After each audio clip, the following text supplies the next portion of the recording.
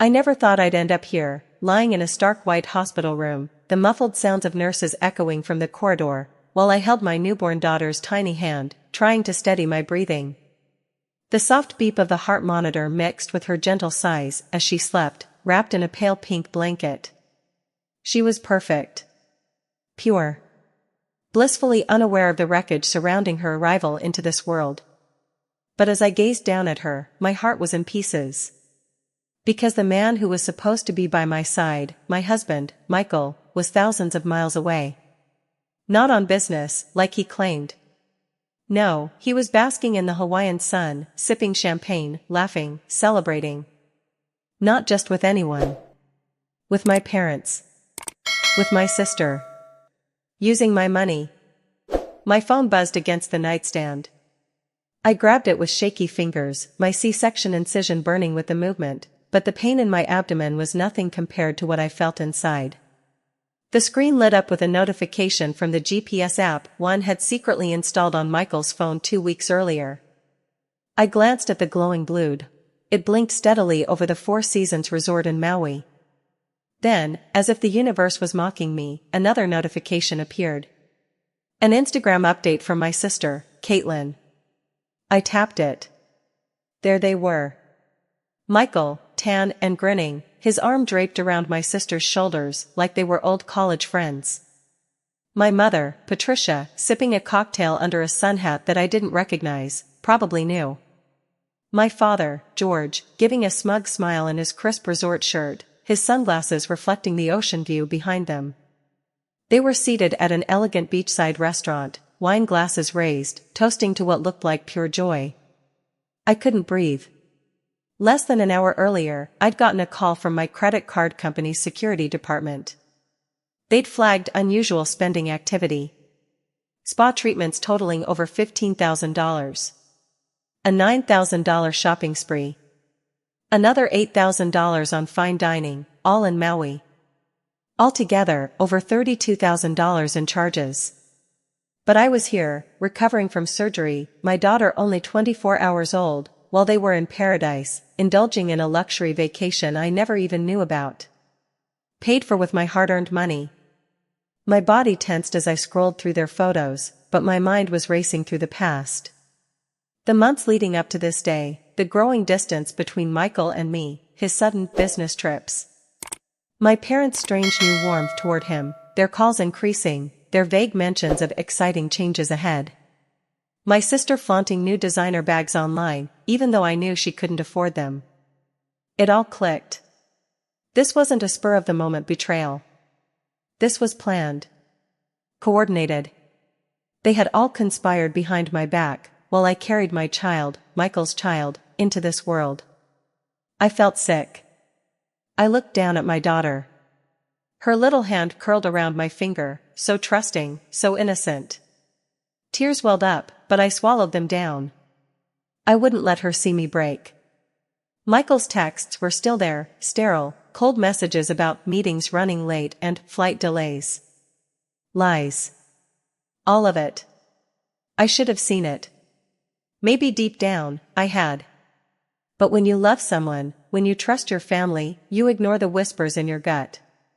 You believe their words over your own instincts. Not anymore.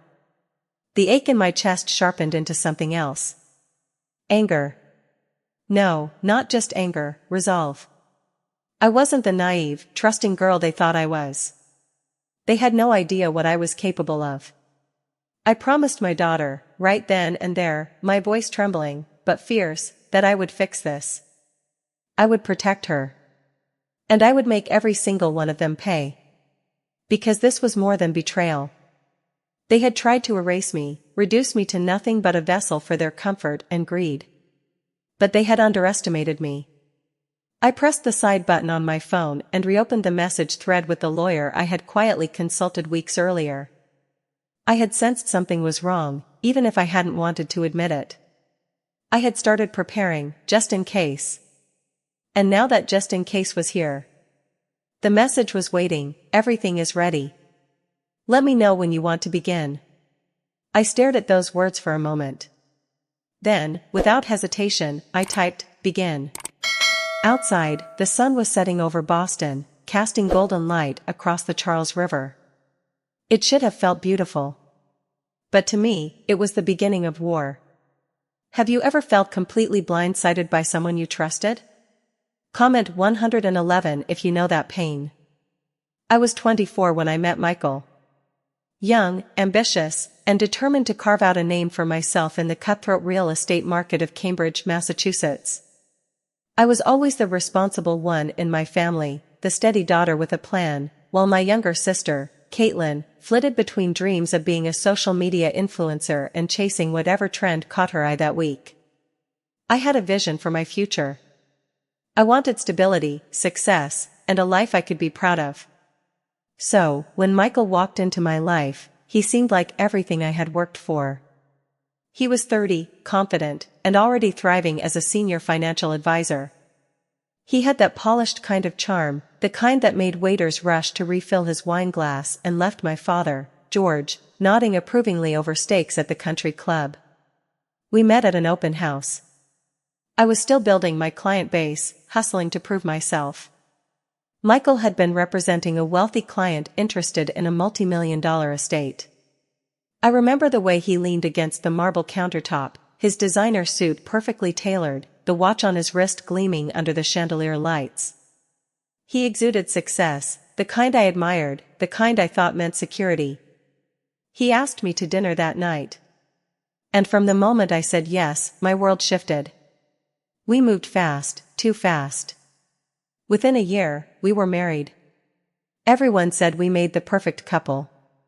My mother, Patricia, gushed about Michael's gentlemanly ways. My father praised his financial mind. Caitlyn called him dream husband material. And I believed them. I wanted to believe them. Our wedding was straight out of a lifestyle magazine. A sprawling estate, white roses, a string quartet. Michael's vows were charming, the kind that made women clutch their hearts and whisper, "She's so lucky." I felt lucky. At least, I thought I was. After the honeymoon, reality settled in. We bought a stunning Victorian home on Mount Auburn Street, every detail meticulously curated to reflect our perfect life. But inside those pristine white walls, the balance shifted almost immediately. "It's only natural for the man to manage the finances," Michael said, sliding the checkbook into his side of the desk. I laughed it off at first. It seemed practical. He worked in finance, I trusted him. Why wouldn't I?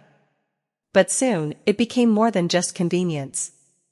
My salary as a real estate appraiser, over $100,000 a year, was deposited straight into our joint account. But I never saw it. Not really. I never knew how much we had saved. Or how much we spent. Every bill, every transaction, it all went through Michael.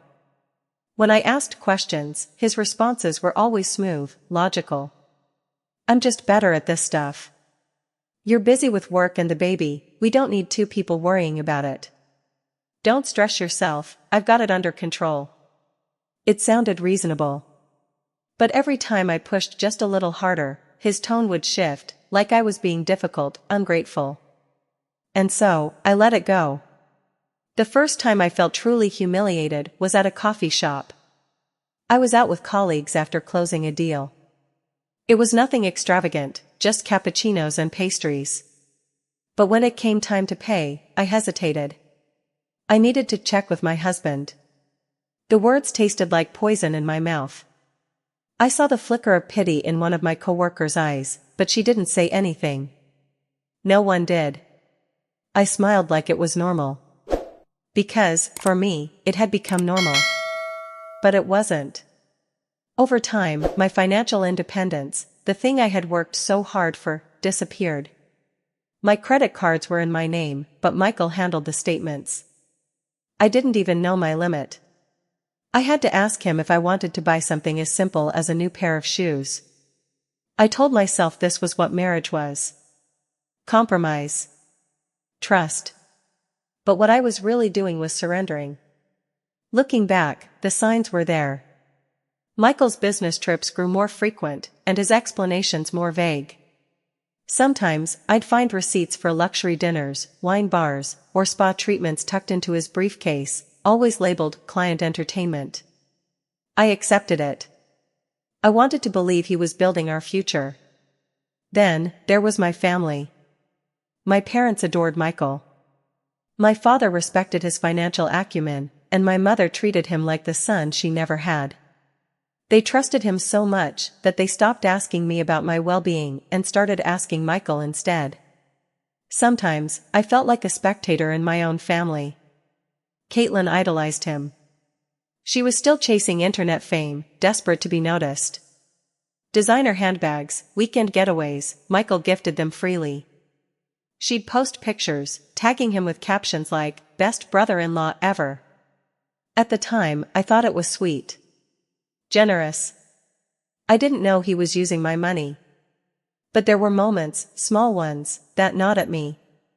I remember a Thanksgiving dinner. My mother mentioned a boutique hotel they had stayed at just to unwind. I asked how they afforded it. My father brushed it off, saying, "Michael helped us out." He laughed like it was nothing. Michael smiled across the table. I smiled, too. But inside, I felt a flicker of unease. I dismissed it. Because I loved them. All of them. And when you love people, when they are your family, you make excuses. You overlook things that don't feel right. You push down the discomfort because the alternative is too painful to imagine. I thought my sacrifices were worth it. I thought my loyalty meant something. But love had made me blind. And that blindness would nearly destroy me. I didn't know then that every small surrender was building towards something much bigger. That every check with my husband, every unexplained expense, every casual dismissal was part of a carefully crafted illusion, an illusion I was funding, but had no part in. I wanted so badly to believe we were happy. That we were all working toward the same future. But the truth? I was just a source, a pipeline of money, disguised as a wife, a daughter, a sister. By the time I realized it, they had drained me dry. But standing over my newborn daughter, seeing those Instagram photos, hearing that credit card fraud alert, everything snapped into focus. The love I thought we shared was a mask. The trust one had given freely had been twisted into control. I was nothing more than their foundation, a foundation they never thought would crack. But they were wrong. Because I wasn't just a bank account or a pawn in their game. I was a mother now. And they had pushed me too far. Have you ever sacrificed so much for someone, only to feel like it meant nothing? Comment 222 below. The day of my C-section was supposed to be a beginning, a moment of love, unity, and the start of our new life as a family. I had envisioned Michael holding my hand, my parents pacing nervously in the waiting room, my sister snapping pictures with her ever-present phone. I pictured tears of joy when they placed my daughter on my chest, our little Emily, fragile and perfect. Instead, I was alone. The night before, Michael had kissed me on the forehead like he always did, with that same confident ease, the same practiced charm. "I'll be back in time," he said, his hand lingering on my belly as if he meant it. He told me he had a last-minute client emergency in New York, an overnight trip. "You know how these investors are," he added with a playful wink. "Money doesn't wait." I smiled, though I felt a knot in my chest. I wanted to believe him. I needed to believe him. Because the alternative, that he would leave me alone on the most important day of our lives, was too painful to accept. The next morning, I was wheeled into the operating room without him. No warm hand to squeeze. No familiar face above the mask. Just strangers in scrubs, their voices muffled behind surgical masks as bright lights beamed down on me. I tried to focus on my breathing, but my heart raced. I felt exposed, vulnerable, not just physically, but emotionally. This was supposed to be our moment. When Emily was born, I heard her cry, a sound that pierced through my fear and filled me with an overwhelming wave of love. They placed her against my chest, and I felt her heartbeat, fragile and new. Tears welled in my eyes, but they were bittersweet. I held my daughter, but my husband was nowhere to be found. When I was wheeled into recovery, I kept glancing at the door, half expecting Michael to burst in, breathless and apologetic, flowers in hand. He'd explain everything, a flight delay, a client crisis, something reasonable. Because that's what husbands did. That's what fathers did. They showed up. But the door stayed closed. The first text came an hour later. Flight issues. We'll call later. I stared at those words, cold and empty on the screen. No, how's the baby? No, are you okay? Just, logistics. Hours passed. I held Emily close, her tiny fingers curling around mine, her breath soft against my chest. Every movement reminded me of the incision across my abdomen, sharp and raw. But the pain that cut deeper was the absence, the silence from the man who was supposed to be my partner. The next message, meeting ran long. Sorry. Sorry. A word that used to mean something. Now it was just a placeholder, a buffer between his lies and my growing realization. That evening, the nurse handed me my phone, her face carefully neutral. Your husband called, she said gently. He said he's delayed. Her eyes lingered on mine for a second longer than necessary. There was sympathy there, the kind that told me she had seen this before. Women left alone in their most vulnerable moments. Partners who made promises, but never delivered. I nodded, forcing a smile, but my stomach twisted. Something was wrong. I felt it deep in my bones. That nod I had ignored for months, those business trips, the distant tone, the growing closeness between Michael and my family, tightened into something unbearable. I unlocked my phone. My fingers hovered over the GPS app one had secretly installed on Michael's phone 2 weeks earlier. I had downloaded it in the middle of the night, my heart pounding, convincing myself I was just being paranoid. But now? I needed the truth. I tapped it. A small blue dot appeared. It wasn't in New York. It was in Maui. I blinked, my breath catching in my throat. My pulse thundered in my ears. Maui. Not a client meeting. Not a flight delay. Hawaii. My heart raced as I swiped to my credit card app. The fraud alert was waiting. $32,000 in charges. Spa treatments. Luxury shopping. Gourmet dining. My head spun. The room blurred. I opened Instagram, my vision narrowing as I scrolled through the feed, until I found it. Caitlyn. A photo. Bright sun, blue ocean, cocktails clinking. Michael, tanned and smiling. My sister beside him, laughing. My mother, in a wide-brimmed hat, sipping rose. My father, grinning with his sunglasses perched low. They looked happy. Carefree. While I lay in a hospital bed, stitched together, cradling a newborn, they were celebrating. Together. Without me. Using my money. I felt the air leave my lungs. My hand trembled, clutching the phone as if it might shatter in my grip. I stared at their faces, the family I had loved, trusted, supported, smiling as if I didn't exist. As if the life I had just brought into the world was an afterthought.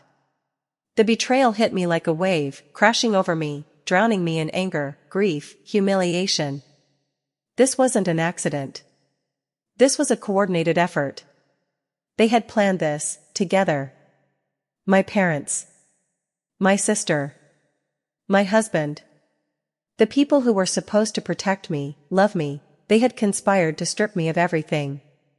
Tears burned my eyes, but I refused to let them fall. I looked down at Emily. She was sleeping, her little mouth slightly open, her chest rising and falling with soft breaths. She was so innocent. So unaware of the ugliness that surrounded her birth. I pressed my lips to her forehead.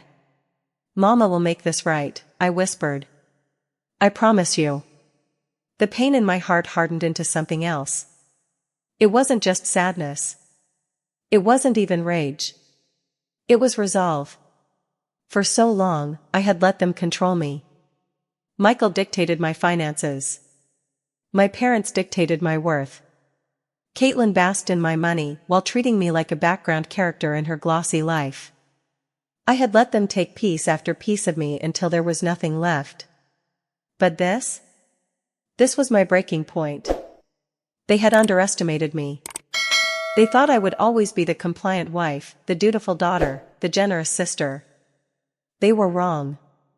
I pressed the side button on my phone, pulling up the message thread with Jennifer Morrison, the lawyer I had met weeks earlier when that first sliver of doubt crept into my mind.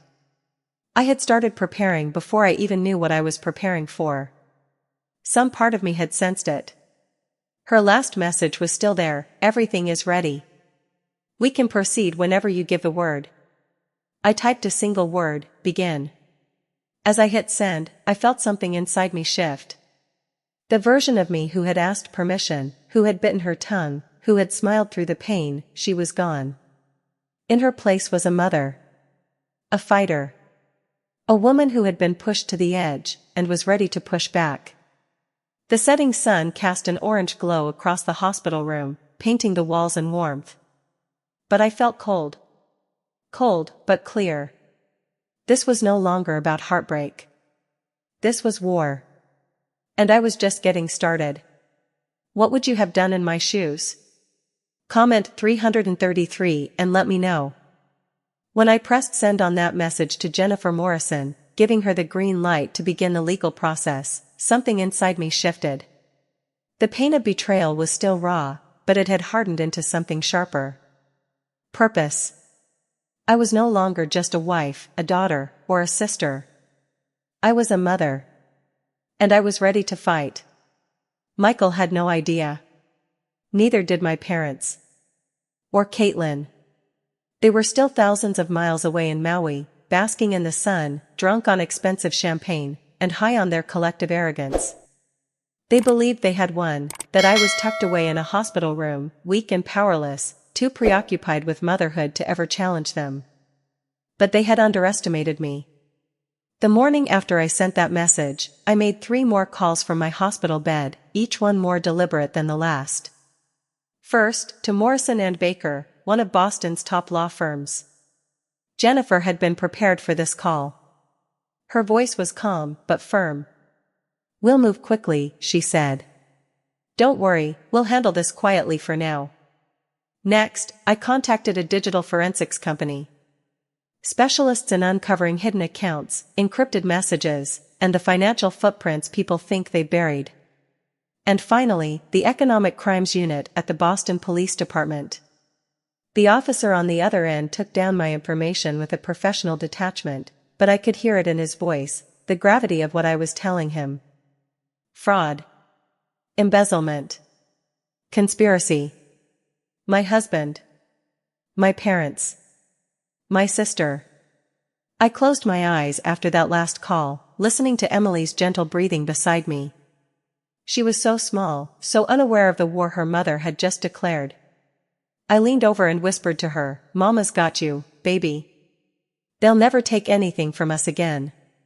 But I knew the path ahead wouldn't be swift. This wasn't about a single dramatic confrontation. That would have been satisfying, sure, but it wouldn't secure our future. I needed precision. Evidence. I needed to build something so airtight that when I finally struck, none of them would be able to wriggle out of it. I had been powerless for years. Now, my greatest weapon would be patience. So, while they toasted their deception in paradise, I prepared. Quietly. Methodically. 4 days later, when I was discharged from the hospital, I didn't go home. Home was compromised. That house, the one we had built together on Mount Auburn Street, it was no longer mine. It was a monument to their control. Instead, I had arranged for a taxi to take me and Emily to a service department near Porter Square. I had reserved it under an alias before I even gave birth. A precaution I hadn't fully understood the necessity of until now. The apartment was small but modern, with clean lines and floor-to-ceiling windows that let in more light than I had seen in months. I placed Emily in her bassinet near the window. As she slept, I sat down at the kitchen table, opened my laptop, and began the real work. Every night, after feeding and rocking Emily to sleep, I combed through our financial records. With the help of Jennifer's legal team and the digital forensics experts, I unearthed every dirty secret they thought was buried. Bank statements from the past 3 years told a story I hadn't been privy to: the slow siphoning of my income into my husband's offshore accounts. Over $1.5 million. A staggering number. Money funneled into secret savings in the Cayman Islands. Transfers disguised as business expenses but leading straight to my parents' joint account. Lavish purchases for Caitlyn, all disguised under my own credit card. It was all there, hiding in plain sight, because they had been so certain I would never look. Michael had kept everything under his control, ensuring I had no access, no curiosity. My parents had supported him, comforting me with lies when I asked about their sudden luxuries. Caitlyn had played her part perfectly, all smiles and gratitude while she flaunted designer handbags paid for with my blood and sweat. But the arrogance that made them sloppy was now my greatest advantage. I collected screenshots, downloaded statements, archived emails. I flagged the encrypted messages Michael thought were private. I traced the GPS history from his phone, mapping every business trip to resorts and 5-star hotels. I tracked cash withdrawals that coincided with every one of my parents' weekend retreats. The digital forensics team retrieved deleted messages, conversations between Michael and my father, planning how they would handle me once the baby arrived. Handle me.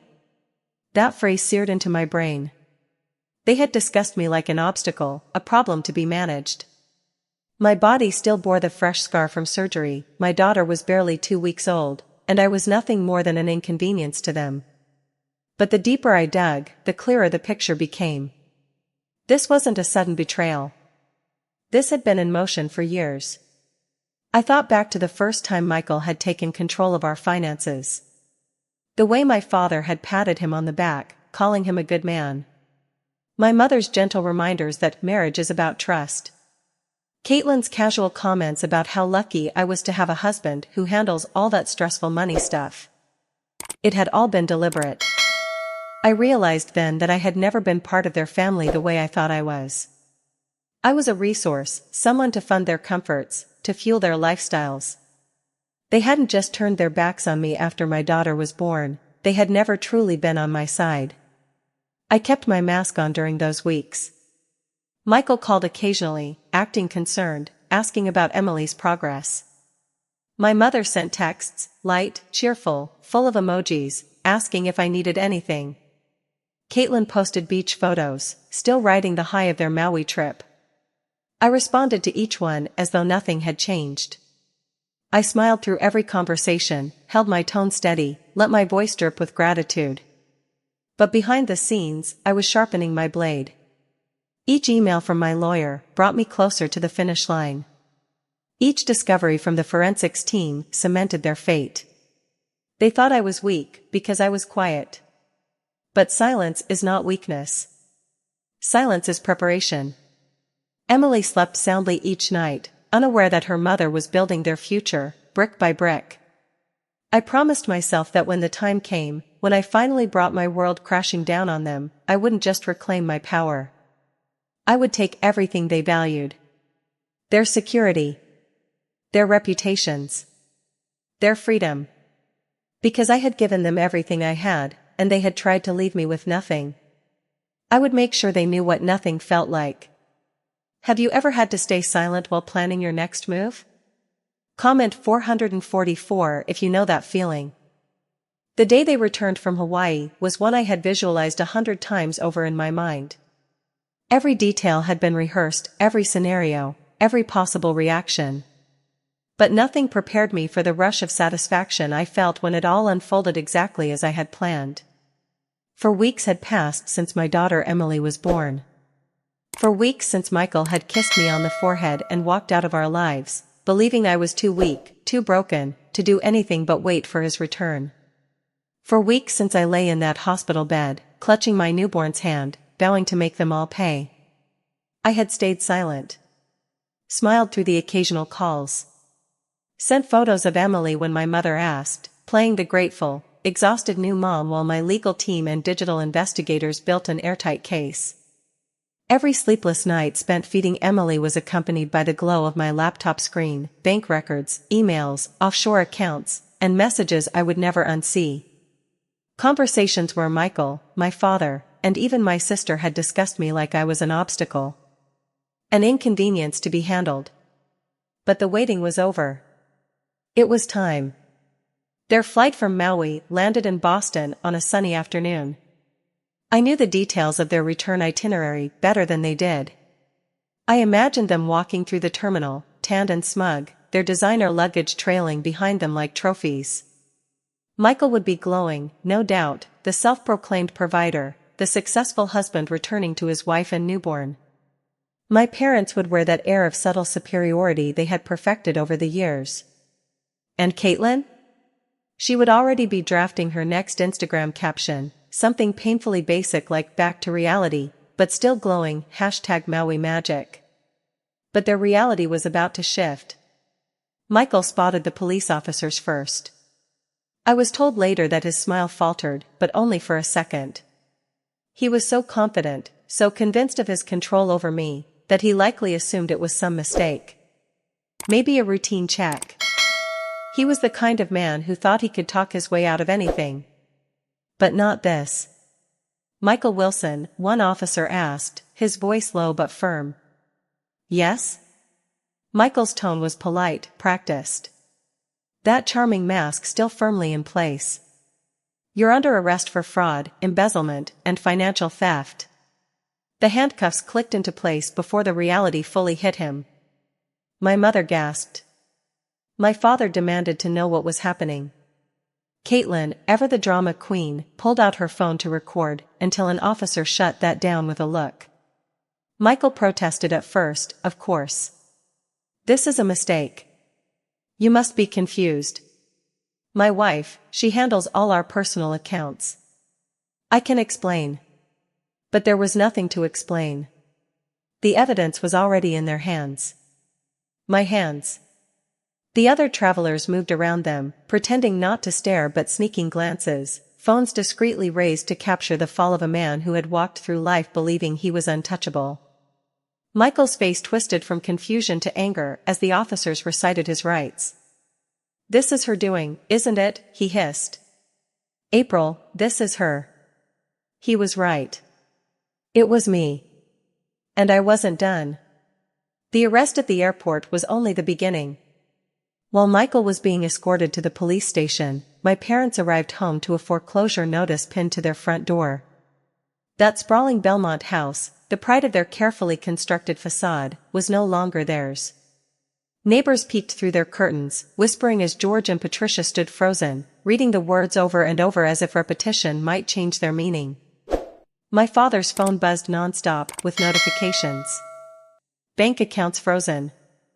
Investment portfolio seized for investigation. Every asset he had meticulously built, now suspended, held hostage by the very daughter he had conspired to exploit. I heard later that my mother dropped to her knees right there on the front lawn. Not out of grief for me, or remorse for what they had done. No, she was crying over losing her house, her Nordstrom shopping trips, her weekend spa retreats. That's all they had ever cared about. Caitlyn's fall was quicker, but somehow more humiliating. Her Instagram blew up within hours. News of the arrest spread like wildfire, screenshots of the charges, photos of Michael being cuffed. Her followers turned on her in an instant. Comment sections flooded with words like fraud, gold digger, and fake. Her sponsors, those precious few brands that had made her feel important, dropped her faster than she could refresh her feed. When she tried to post a defense, claiming she was just as shocked as everyone, someone dug up photos from Maui, the champagne toasts, the designer shopping bags, the new watch gleaming on Michael's wrist. They ripped her apart. By the end of that day, her follower count had plummeted, and her email inbox was filled not with collaboration offers, but termination notices. Meanwhile, Michael's firm had been notified first thing that morning. The HR meeting was swift and brutal. His access to client portfolios had been revoked, his name scrubbed from the company directory. By the time he was booked into a holding cell, his financial advisor license was under immediate suspension, likely never to be reinstated. Everything they had built, the wealth, the status, the image, collapsed in less than 24 hours. And me? I was exactly where I wanted to be, holding Emily in my arms, standing by the window of our new condo in Porter Square, watching the city move below. My lawyer called to confirm what I already knew. Full custody. $500,000 in restitution. The house, liquidated in my favor. Michael's accounts, the ones he thought were hidden, drained legally into mine. I had won. I had reclaimed not just my money, but my dignity. My freedom. Michael had underestimated me. They all had. For so long, I had let them shape my life. I had smiled through dinners where they mocked my independence. I had swallowed my pride when my father praised Michael for keeping things in order. I had watched my mother beam at Caitlyn's new designer bag, knowing I had paid for it but being told it's just family. No more. That night, I received one final call. It was from Michael. He was allowed one phone call, and he used it on me. I let it go to voicemail. I didn't need to hear his voice to know what it would say: pleas, threats, desperate attempts to regain control. But his voice didn't matter anymore. The only voice that mattered was my own. I looked down at Emily, her small hand wrapped around my finger. "We did it, baby," I whispered. "Mama made it right. Justice tastes different when you've been starved for it. It's not sweet. It's not even satisfying. It's necessary. Do you think they got what they deserved?" Comment 555 if you felt that justice was served. In the weeks following Michael's arrest, after the foreclosure notices had been posted and my sister's online world had crumbled into a public spectacle of ridicule, I should have felt nothing but triumph. I had won. The people who betrayed me had been stripped of everything they valued: status, money, security. But the truth was, the victory felt quieter than I expected. The day I signed the final papers selling the house I had once thought would be the home where we raised our family together, I sat in my car in front of it for what felt like hours. The white Victorian stood as perfect as ever, the hydrangeas in the garden still blooming bright. But it no longer belonged to me, and honestly, I no longer belonged to it. That house had been built on lies. It had held my silence, my submission, my slow erosion into someone I didn't recognize. It was not my home, it had been my prison. Letting it go was not losing. It was reclaiming. I moved into a sleek, modern condo near Porter Square. It was smaller, simpler, but every inch of it was mine. The key in my hand felt different from the one I had held for our old house. This key didn't unlock a door to a life that was being controlled. This key was freedom. The first night, I stood by the floor-to-ceiling windows holding Emily, looking out over the city lights. She was asleep in my arms, her soft breaths warming my chest. I whispered, "This is our new beginning." But freedom, as I learned, is not just about a new address. It's about unlearning years of being told that you are not enough on your own. When I restarted my appraisal business, I was terrified. Would clients still trust me? Had I been away too long? Had I let Michael strip me of more than just my money? Had he taken my professional worth, too? But when I sent out that first email announcing my return, the responses flooded in. "We missed you. So glad you're back. You're the best in the business." The doubt Michael had planted in me, the voice that whispered I was only successful because he had guided me, began to quiet. Because I was good. I had always been good. And my clients had known that, even when I had forgotten. Each property I assessed, each deal I closed, rebuilt me, brick by brick. I opened new accounts. In my name. I reviewed every statement. I set budgets and made plans. The simple act of buying coffee without needing permission felt like a rebellion. Signing a lease without anyone else's input felt like power. I began choosing myself in ways I never had before. Michael, I heard, was in Las Vegas, washing dishes at a small motel. I pictured him standing in a hot, greasy kitchen, scrubbing plates, the sound of clinking silverware drowning out his thoughts. The man who once dictated my every financial move was now scraping by, buried under debt he could never repay. My parents had moved to a small town in New Hampshire. Their country club memberships were gone.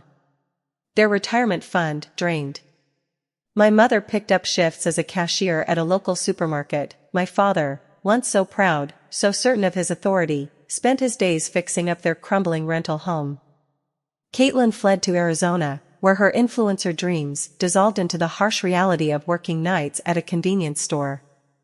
Her followers abandoned her the same way she had abandoned me.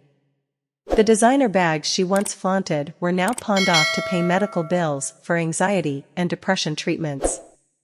I could have gloated. But I didn't. I pitied them. Their downfall was their own doing, but I understood something now. I had spent so many years searching for their approval, their love, because I thought I needed it to be whole.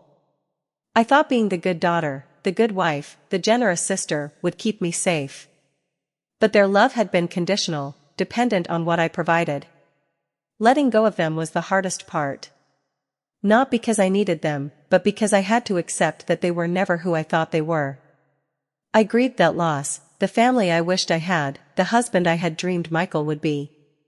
But with every day, the weight of their absence grew lighter. I found peace in small moments. Morning walks with Emily, feeling the sun on my face without needing to check my phone for Michael's approval. Sitting in my living room, sipping wine in silence, knowing no one could take this from me. I built friendships with other women, strong, independent, some single mothers like me, who knew what it meant to start over.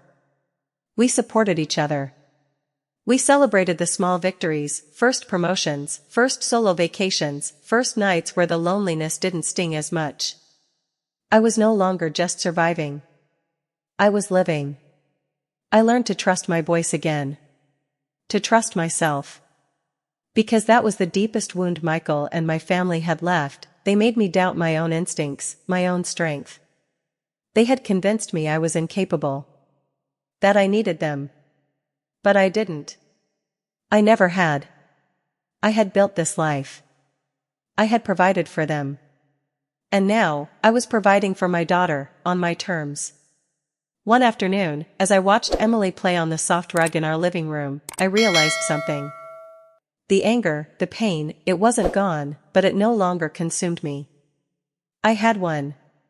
Not just in court, not just financially. I had won because I was free. Michael could scrub dishes for the rest of his life.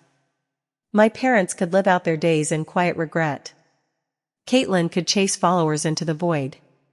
But I had reclaimed what they had tried to take from me, myself. That was the victory that mattered most. Have you ever had to walk away from someone you love to protect yourself? Comment 666 if you've made that choice. Looking back now, with the noise of their betrayal finally faded into the past, I see it all so clearly. Love without respect is not love, it's control. I spent years believing that my loyalty was proof of my worth. That sacrificing my voice, my independence, and my instincts would earn me security, acceptance, and love. But all it did was teach the people around me that I was easy to use. I learned the hard way that trust is precious, but blind trust can destroy you. The people closest to you, the ones you think would protect you, can sometimes be the very ones sharpening the knife behind your back. And if you don't know your worth, you will keep handing it over to people who never deserved it. But I also learned that the greatest power you can ever hold is the power over your own life. Financial independence isn't just about money. It's about freedom. Choices. Dignity. When Michael controlled my bank accounts, I didn't just lose access to my earnings, I lost the freedom to say no. I lost the freedom to leave. When my parents used my love as leverage to fund their lifestyle, I let my need for their approval overshadow my need for self-respect. When Caitlyn treated me like her personal bank, I told myself it was generosity. But it wasn't. It was fear. Fear that if I said no, I would lose the family I had clung to for so long. But here's what I know now, choosing yourself is not betrayal. It's survival. Walking away from people who hurt you, who drain you, who take and take without ever giving back, that isn't weakness. That is the bravest thing you can do. It's not easy. I still grieve what I thought I had. There are moments when I miss the family I convinced myself we were. But I no longer miss who I was when I was with them. That version of me, the woman who asked for permission to spend her own money, who smiled through clenched teeth as she was dismissed and belittled, she's gone. The woman I am now stands tall. She looks at her daughter and knows that no one will ever make her feel small again. I rebuilt my life. Not because I was lucky, but because I chose to fight. Because I chose myself. And you can, too. If you are sitting there, feeling trapped, feeling like you don't have a choice, let me tell you, you do. The path won't be easy. It will be messy, painful, and there will be days you'll wonder if it's worth it. But it is. Your freedom is worth it. Your peace is worth it. You are worth it. Don't wait for permission. Don't wait for someone to save you. Save yourself. Have you ever had to fight to reclaim your power? I would love to hear your story. Share it in the comments below.